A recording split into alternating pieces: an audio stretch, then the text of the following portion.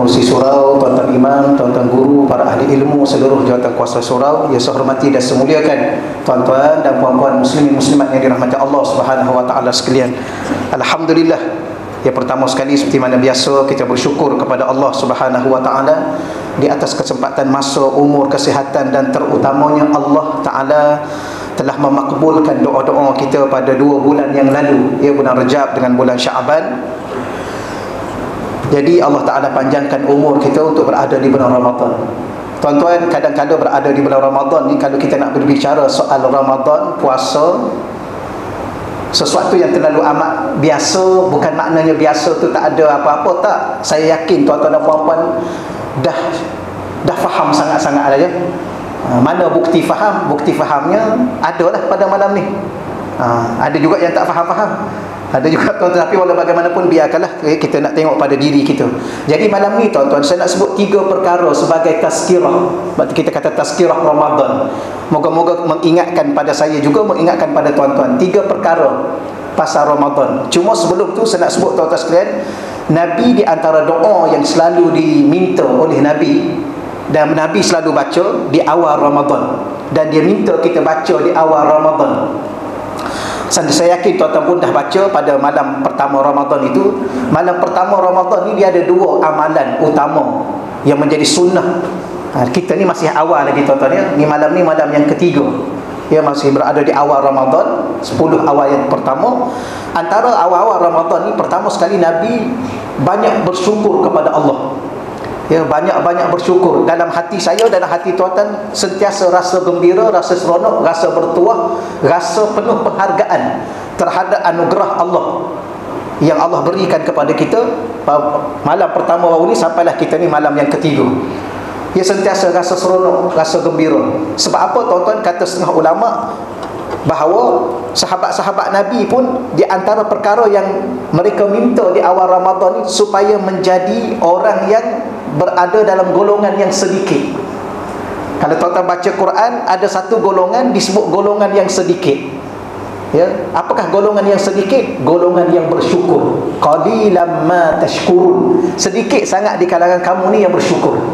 Maka sebab tu awal Ramadan ni tolong jadi golongan yang sedikit. Apa makna golongan sedikit? Golongan yang bersyukur. Maka sesiapa yang bersyukur sangat-sangat kepada Allah, dan Allah memandang, ya, pada pandangan Allah dengan rahmat Allah, maka kata setengah ulama bahawa Allah Ta'ala ni tidak akan lagi, ya, ataupun dengan kata lainnya, Allah Ta'ala akan menjaga kita selama-lamanya, ya. Di dunia Allah akan jaga kita, di alam barzah Allah akan jaga kita, di akhirat Allah akan jaga kita, dengan sebab pandangan pertama di awal-awal Ramadan. Dengan sebab apa? Dengan sebab kita bersyukur kepada Allah. Yang kedua, amalan kedua ialah Nabi selalu doa dengan satu doa, ya tuan-tuan, kalau boleh tuan-tuan tolong ikut, ya. Saya baca ni supaya kita sama-sama terus beramal. Allahumma sallimna li Ramadan wa sallim Ramadan minna wa tasallamhu minna mutaqabbala. Kita ulang lagi sekali tuan-tuan, ya. Allahumma sallimna li Ramadan wa sallim Ramadan minna wa tasallamhu minna mutaqabbala.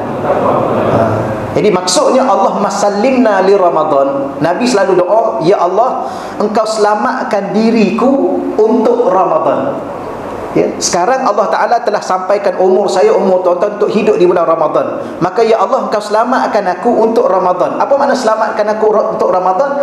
Panjangkan umur kita sehingga akhir Ramadan, bahkan bertemu dengan Ramadan yang akan datang. Yang kedua, bila mana kita berada di bulan Ramadan ni tuan-tuan sekalian, ialah supaya Allah Ta'ala sihatkan tubuh badan kita, sihatkan tubuh badan kita, ya. Kalau kita berada di bulan Ramadan tapi tubuh badan kita sakit, ya, tak boleh nak bangun, tak boleh nak puasa, tak boleh nak datang masjid, maka rasa-rasa ralak sangat-sangat, ya, walaupun dah cukup okey lah, ya, daripada kita tak sempat langsung pada bulan Ramadan. Ya, walau bagaimanapun kita nak Allah Ta'ala selamatkan diri kita untuk Ramadan, untuk kita memenuhi segala tuntutan Ramadan dengan segala ganjaran yang disediakan oleh Allah pada bulan Ramadan. Yang kedua, rangkap kedua ni, wasallim Ramadana minna. Ya Allah, kau selamatkan Ramadan daripadaku. Tadi selamatkan diri kita untuk Ramadan supaya kita sihat, kita kuat, kita semangat, iman kita kuat untuk kita memenuhi tuntutan Ramadan. Rangkap yang kedua ni, selamatkan Ramadan daripada kita. Apa maksudnya tuan-tuan? Jangan Allah Ta'ala, biar Allah Ta'ala jaga kita, jangan sampai kita buat sesuatu yang tak sepatut dan tak selayaknya di bulan Ramadan, yang akan mencemarkan kemuliaan, ketinggian, kebesaran bulan Ramadan. Ada rasa nak mengumpat lagi tak? Dah hilang sekejap ya. Alhamdulillah, tu Allah jaga kita. Allah, Ramadan ni bulan paling mulia, anugerah khusus untuk umat Nabi Muhammad. Nanti saya nak cerita sikit lah tuan-tuan, 3 perkara daripada Ramadan ini. 3 perkara saja. Cuma saya mukaddimah sedikit begitu. Ya Allah, Kau selamatkan kami daripada Ramadan, atau selamatkan Ramadan daripada kami, maknanya selamatkan kemuliaan Ramadan, kesucian Ramadan daripada perangai buruk kami. Dengan kata mudahnya, Engkau tolong jaga kami ya Allah. Jangan kami buat benda-benda yang tak sepatutnya. Ada rasa tak nak buat benda-benda tak sepatut bulan Ramadan ni? Nak berbuka contohnya kan? Tak adalah tuan-tuan kan? Allah selamatkan. Kalau harap kat saya dengan tuan-tuan, kalau dah lapar rasa nak makan kan? Kalau dah dahaga rasa nak minum. Betul? Kalau dah sakit hati rasa nak mengatur. Biasalah benda-benda itu, benda simpul yang berlaku pada kita sebagai seorang manusia. Tapi bulan Ramadan ni kita minta Allah jaga kita. Ya, kalau orang cakap apa-apa pun kita, biar Allah tutup aja mulut kita, biar kita diam je, kita dengar ajalah tuan-tuan. Kerana apa? Supaya kita tidak melakukan sesuatu yang mencemarkan kesucian Ramadan, yang memalukan kita di hadapan Allah. Rangkap terakhir, wa tasallamhu minna. Engkau selamatkan segala amalan-amalan yang ada pada bulan Ramadan daripada kami dengan cara Engkau makbulkan segalanya. Dengan kata bahasa mudahnya, tuan-tuan kalau tak ikut bahasa litera tu, ya Allah, Kau terimalah segala amalan aku di bulan Ramadan. Amalan sekecil mana pun minta Allah terima. Ini antara doa-doa awal. Antara doa awal juga tuan-tuan dibacanya, Allahumma a'inni ala zikrika wa syukrika wa husni ibadatik. Tuan-tuan jangan lupa baca berulang-ulang kali doa ni. Supaya apa? Supaya Allah tolong kita. Sebab doa ni, doa minta tolong. Allahumma a'inni, ya Allah, Kau tolong aku ya Allah, ala zikrika, supaya aku sentiasa ingat kamu ya Allah. Tuan-tuan, bulan Ramadan ni puasa kemuncak yang tertinggi, kemuncak paling tinggi puasa ni, tuan-tuan dah tahu dah, khawasul khawas. Ya, puasa khawasul khawas. Apa makna puasa khawasul khawas? Kita tak tahu nak terjemah apa bahasa lebih tepat dalam bahasa Melayu ni tuan-tuan. Puasa ni dia ada 3. Pertama, puasa orang awam, tak makan, tak minum, tak melakukan hubungan suami isteri. Ini orang awam, orang mana pun boleh. Yang kedua, puasa orang khawas. Orang khawas ni orang yang kalau kita terjemah bahasanya ialah orang yang khusus di sisi Allah. Macam kita sekarang ni lah tuan-tuan. Kita sekarang ni ada orang biasa, orang awam, ada orang VIP lah, ada yang VVIP. Tuan-tuan kategori mana? Awam ke VIP? Cuba tengok kat kereta tu kan, kadang-kadang ditulis di kereta tu, kereta VIP, parking VIP, laluan VIP, meja VIP. Kat luar ada meja VIP? Ada? Jangan sekarang maknanya hebat lah tuan. Ada meja VIP. Yang buka puasa ni VIP punya. Nampak tuan-tuan? Kita yang puasa ni rupa-rupanya Allah nak pilih VIP di kalangan kita untuk Allah pilih di akhirat nanti. Dan nama puasa tu, kalau tuan-tuan berada pada kedudukan kedua, namanya puasa khawas. Apa makna puasa khawas? Tuan-tuan dah mampu jaga segala anggota panca indera yang 5. Apa makna panca indera yang 5? Juga kena berpuasa. Apa makna? Tidak melihat kepada sesuatu yang tak sepatutnya, tidak mendengar, tidak. Tuan-tuan sedia maklum. Ada satu lagi puasa yang disebut khawasul khawas. Kalau kita terjemah bahasa bercakap tadilah, iaitu puasa golongan VVIP di sisi Allah, pada pandangan Allah. Iaitu apa? Hati dia berpuasa. Apa makna hati dia berpuasa? Dia tidak ingat kepada selain Allah sepanjang dia puasa. Hari ini daripada pagi tadi sampai petang berpuasa tu, tuan-tuan banyak ingat Allah atau banyak ingat apa? Tadi bazar Ramadan ingat tak? Nak masak apa hari ni ingat tak? Nak makan kat mana hari ni ingat tak? Macam-macam ingat. Kalau macam-macam ingat kat hati ni, tak tahulah. Maka tapi puasa orang yang ketiga ni, hati dia tak ada ingat selain Allah sahaja. Daripada pagi sampai dia berbuka.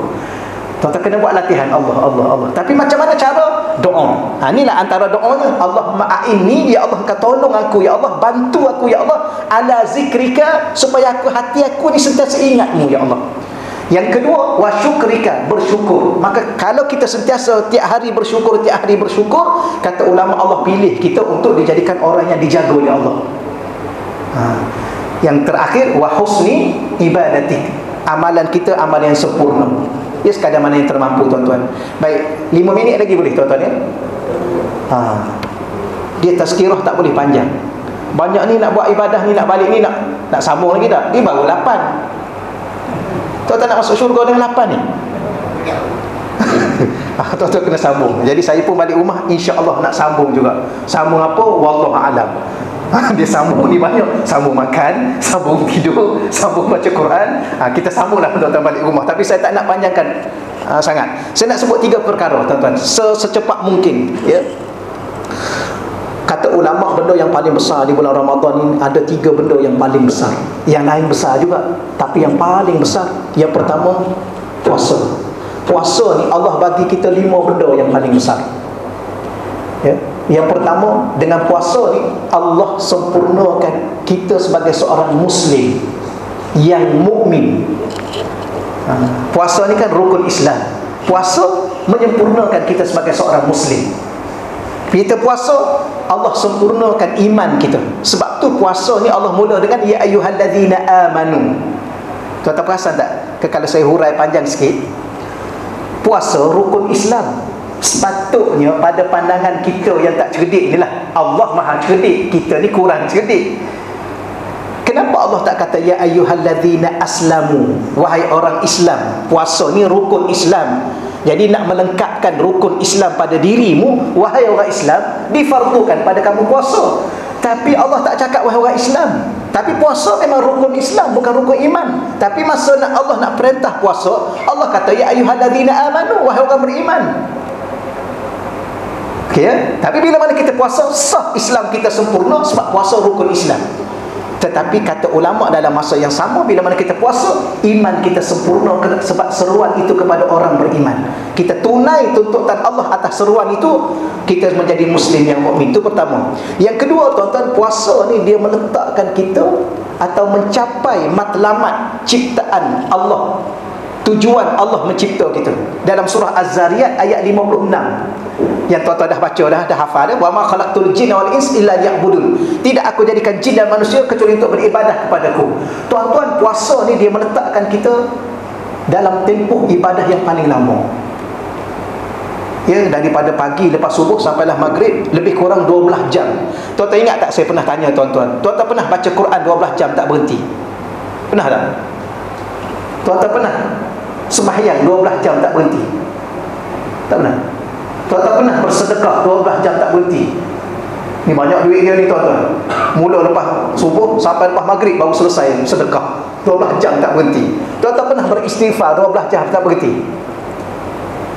Ni tuan-tuan pula ni, tuan-tuan pernah, ya, bertahlil 12 jam tak berhenti? Habis semua tak pernah ni, apa hal ni? Apa yang tuan-tuan pernah ni? Semua tak pernah ni. Tapi kalau saya tanya tuan-tuan, tuan-tuan pernah berpuasa 12 jam tak berhenti? Memanglah, baru dah 2-3 hari. Inilah tempoh ibadah paling lama. Tuan-tuan tak akan mampu saya dengan tuan-tuan. Kata ustaz, saya bulan lain pun saya buat juga puasa Isnin Khamis. Isnin Khamis tu sunat. Ni wajib ni. Wajib diganda 70 kali ganda. Sunat diganda jadi wajib. Wajib diganda 70. Maknanya kalau tuan-tuan nak puasa 1 hari dan sama dengan Ramadan, tuan-tuan puasa bulan lain 70 hari. Baru sama dengan 1 hari ni. Gandaan tuan-tuan, kita bukan bincang hari. Gandaan pahala. Maknanya tuan-tuan kena ganda 70 kali puasa 70 hari bulan lain, baru sama dengan 1 hari.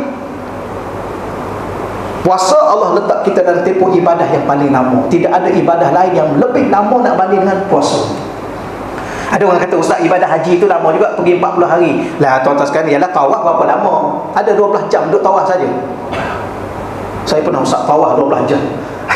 Ni tawaf apa 12 jam ni tuan-tuan ni? Ke sa'i 12 jam. Ni lambat tak kat mana tak tahu lah tuan-tuan. Orang kata sa'i berapa lama paling lama? 40 minit. Boleh? Kan baru balik umrah baru ni. Paling lama berapa sa'i ni? 1 jam lah. 1 jam lah. Tak pernah 12 jam. Okey.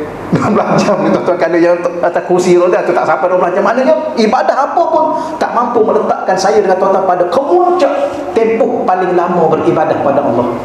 Inilah seronoknya kita berada pada bulan Ramadan. Yang ketiga, tuan-tuan, Ramadan ni meletakkan tuan-tuan kemuncak taat. Kata ulama, Allah Taala ni menyebut ya ayyuhallazina amanu atiiullah wa atiiur rasul, wa beriman, hendaklah kau taat pada Allah, taat pada Rasul. Saya nak tanya tuan-tuan, tuan-tuan pernah tak hidup atas muka dunia tuan-tuan rasa inilah paling taat pada Allah? Apa?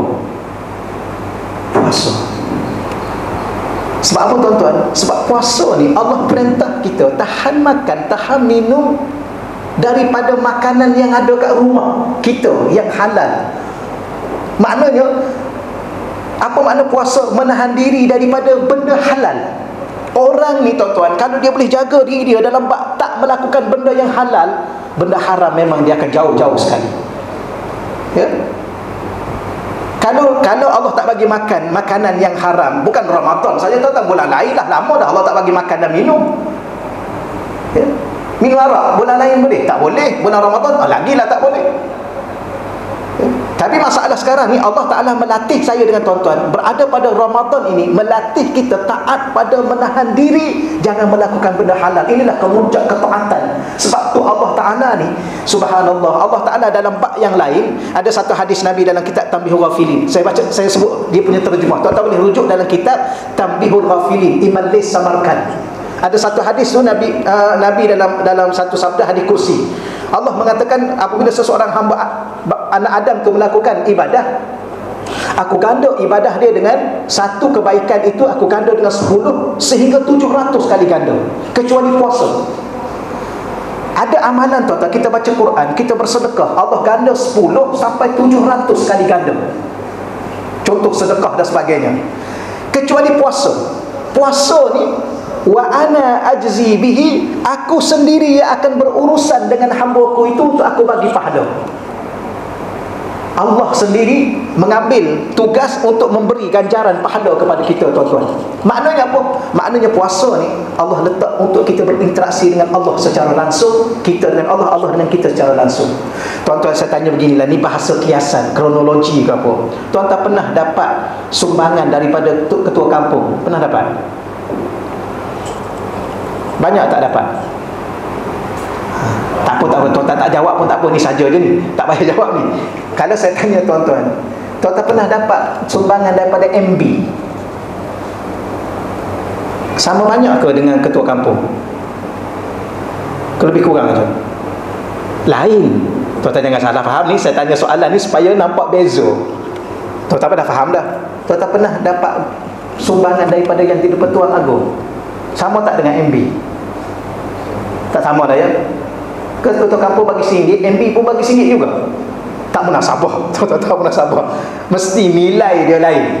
Kalau anugerah daripada yang di-Pertuan Agong lagi lain. Yang ni yang Maha Agung.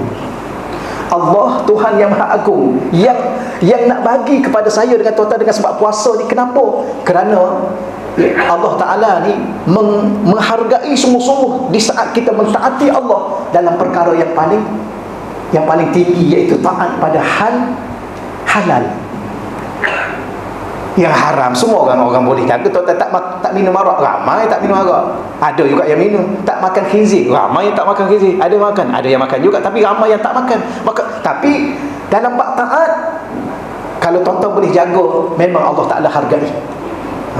Yang ketiga, yang keempat, puasa ni tuan-tuan, ialah Allah Ta'ala bawa syurga kepada tuan-tuan. Tuan-tuan tak perlu pergi ke syurga.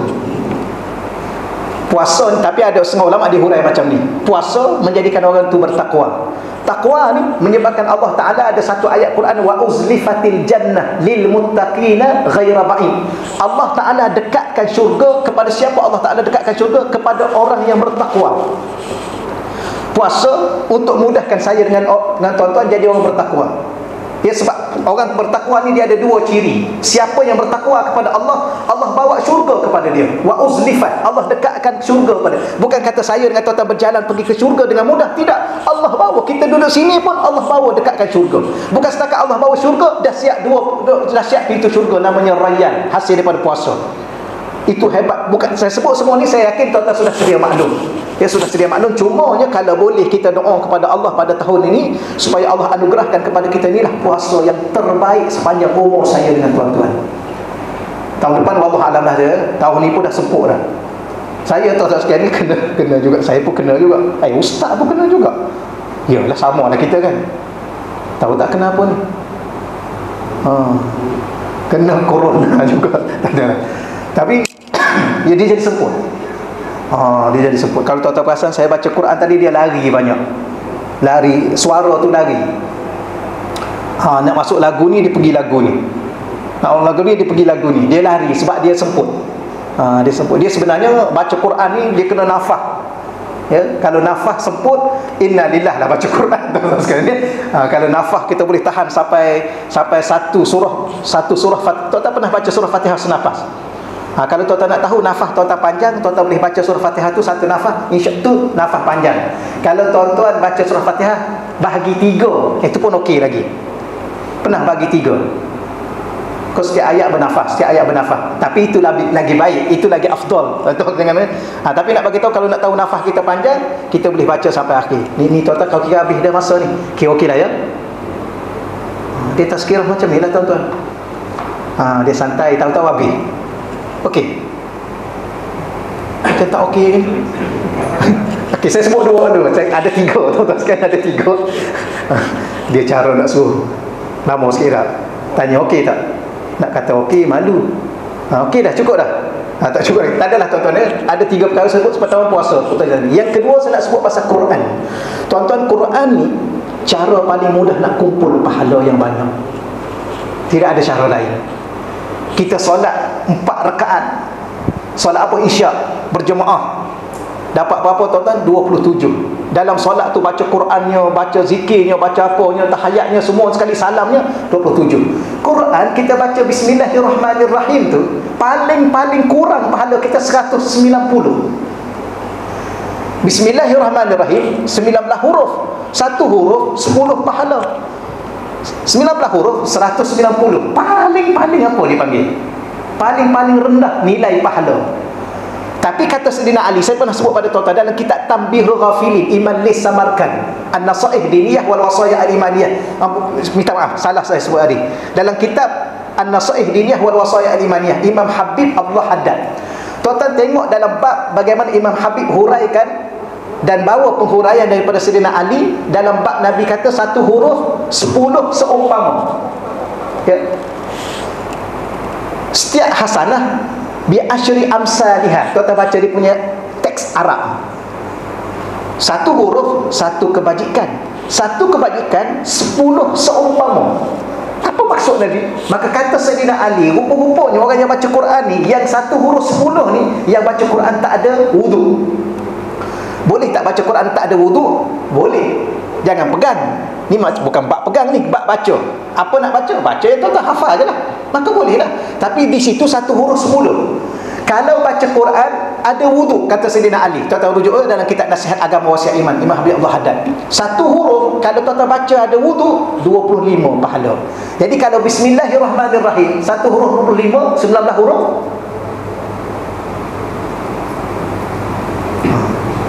Tak pernah kira ya. Bagus tuan-tuan ni, tanda ikhlas. Orang ikhlas tak berkira. Kalau baca Quran, yang kedua ada wudu, yang ketiga dalam solat sunat sambil duduk. Solat sambil duduk. Solat sunat boleh duduk tuan-tuan ya. Solat wajib aja wajib qiyam, wajib berdiri. Solat sunat boleh duduk. 1 huruf 50 pahala. Dan kata Sayyidina Ali, siapa baca Quran ada wudu dalam solat sambil qiyam tu. Yang kita baca, imam kita tadi baca dalam keadaan qiyam, 1 huruf 100 pahala. Maknanya Bismillahirrahmanirrahim tu sudah 1900 pahala. Tidak ada suatu ganjaran yang paling banyak. Bahkan bulan Ramadan ni pula tuan-tuan, pahala sunat diganda wajib. Sebab tu tuan-tuan jangan pernah berhenti 1 hari dalam bulan Ramadan ni, jangan berhenti pun untuk baca Quran. Tengoklah masa-masa bila ya. Tapi jangan pula baca selang 1 hari ya. Okey. Hari ni baca, besok tak apalah, baca lusa pula kita cover 2 hari tu. Jangan tuan-tuan, rugi masa kita. Ya, rugi masa dan rugi pahala kita. Baik, yang terakhir tuan-tuan sekalian ni, yang terakhir, saya tak nak panjangkan sangat, ada 2-3 minit lagi. Yang terakhir, perkara besar dalam bulan Ramadan ni ialah Lailatul Qadar. Saya pernah sebut banyak kali di sini pada tuan-tuan, cuma saya ulang lagi sekali. Saya nak tanya tuan-tuan, yang tuan-tuan boleh jawab soalan ni. Apabila si A ni dia hidup 1 Ramadan sampai dia dapat 1 hari raya, maknanya si A ni dia lalui malam Lailatul Qadar. Betul ya? Betul? Tengok-tengok selamat hari raya. Maknanya dia dapat tak? Jangan pula tuan-tuan, Haji dapat tak Lailatul Qadar? Confirm dapat. Sesiapa yang hidup 30 Ramadan sempat raya 1 hari raya tu, mesti dia dapat Lailatul Qadar. Tak ada orang terlepas Lailatul Qadar sebenar-benarnya. Habis apa yang terlepasnya? Yang terlepasnya diri kita. Malam itu tak terlepas. Ya, kan ada tuan-tuan pergi mana sampai tak termasuk salah satu daripada malam-malam Ramadan, terkecuali 1 malam? Ada? Tak ada lah ya? Tuan-tuan tak kisah ni? Orang kafir, dia lalu tak bulan Ramadan ni? Dia lalui tak hidup bulan Ramadan? Lalui. Kita tengok dia ada beli kat bazar Ramadan, dia pun datang juga. Dia lalui tak bulan Ramadan?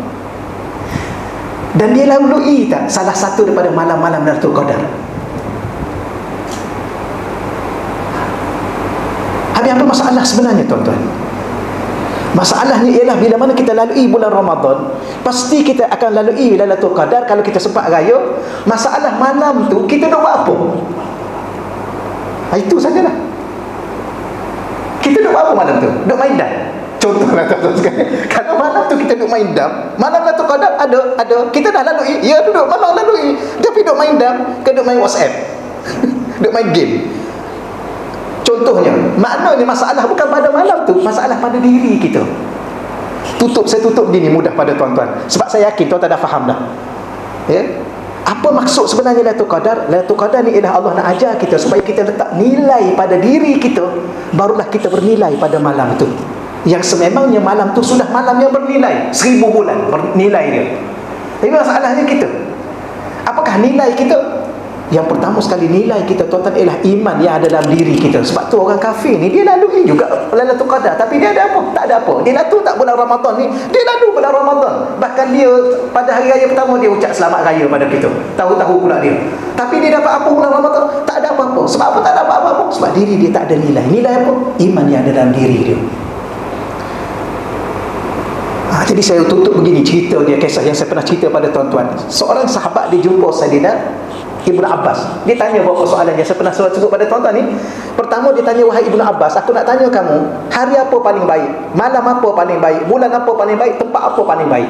Maka jawapan tuan pun tahu. Hari paling baik Jumaat, malam paling baik Lailatul Qadar, bulan paling baik Ramadan, tempat paling baik Mekah dengan Madinah.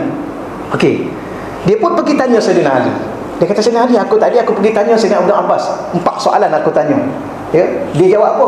Dia jawab sekian. Betul jawapan dia. Saidina Ali kata betul. Tapi kalau kamu nak tanya aku ni, kamu datang ni, aku nak tanya kamu balik. Dia kata, okey, kalau kamu nak tanya aku, jawapan aku lain. Dia kata, apa jawapan kau? Dia kata, hari paling baik, malam paling baik, bulan paling baik, tempat paling baik ialah di mana pada hari dan malam itu dan bulan itu dan tempat itu kamu beriman kepada Allah, dan kamu melakukan, dan kamu berada dalam ketaatan kepada Allah, dalam ibadah kepada Allah. Itulah yang paling baik. Maknanya kalau kita duduk di Mekah sekalipun, hari Jumaat, malam tu Lailatul Qadar, tapi kita tak ada apa-apa, tuan-tuan buat apa-apa, maka tak ada nilai pada diri kita. Jadi nilai itu pada diri, bukan pada malam. Malam tu sudah confirm ada nilai. Maka macam mana tuan-tuan? Tuan-tuan letak nilai daripada awal lagi. Jangan akhir tu baru nak cari nilai diri tuan-tuan, nak sembahyang lah, nak baca Quran lah, nak banyak berzikir lah. Daripada awal lagi meletakkan nilai pada diri kita, ibadah pada diri kita. InsyaAllah tuan-tuan jangan risau lah. Tak payahlah tanya pagi besok, macam mana haji dapat ke? Semalam rasa-rasa Lailatul Qadar. Saya pun tak tahu. Setakat ni kita jawab macam tu lah. Tapi rasa-rasa lah kan. Tak payah rasa-rasa tuan-tuan. Tuan-tuan akan lalui malam itu. Cuma apa yang tuan-tuan buat pada malam tu. Sebab itulah Nabi 10 akhir tu Nabi pulun duduk kat masjid. Kami Nabi apa? Apa makna Nabi letak Nabi pulun kat masjid? Dia panggil apa? Iktikaf. Nabi nak letak diri pada tempat yang bernilai untuk buat sesuatu yang pada diri dia nilai, supaya bertepatan dengan malam tu malam yang ada nilai 1000 bulan. Itu maksud dia. Jadi maknanya 10 hari itu tuan tidur kat sini je. Sebab tidak ada tempat di sekitarnya yang paling bernilai. Inilah tempat yang paling bernilai, rumah Allah. Kalau duduk sini, tidur juga, tapi bangun kan, bangun baca Quran, wuduk kan paling kurang niat dan sebagainya. Wallahu alam, tetapi minta dah lebih masa. Jadi setakat tu dahululah, insya-Allah sedikit tazkirah untuk saya, untuk tuan-tuan. Moga-moga Allah redha dengan kita, insya-Allah. Allah ampun dosa-dosa kita, Allah terima semua sedikit daripada ibadah yang kita lakukan. Auzubillahi minasyaitonir rajim. Bismillahirrahmanirrahim. Wassalatu wassalamu ala asyrafil anbiya'i wa mursalin wa ala alihi ajma'in. Allahumma rzuqna fahman nabiyyin wa hifzal mursalin wa ilhaman malaikatil muqarrabin. Allahumma rzuqna futuhal arifin. Ya Fattahu ya Alim, ya Fattahu ya Alim, ya Fattahu ya Alim. Wa sallallahu ala sayyidina maulana Muhammad walhamdulillahi rabbil alamin. Taqabbalallah minna wa minkum ya karim.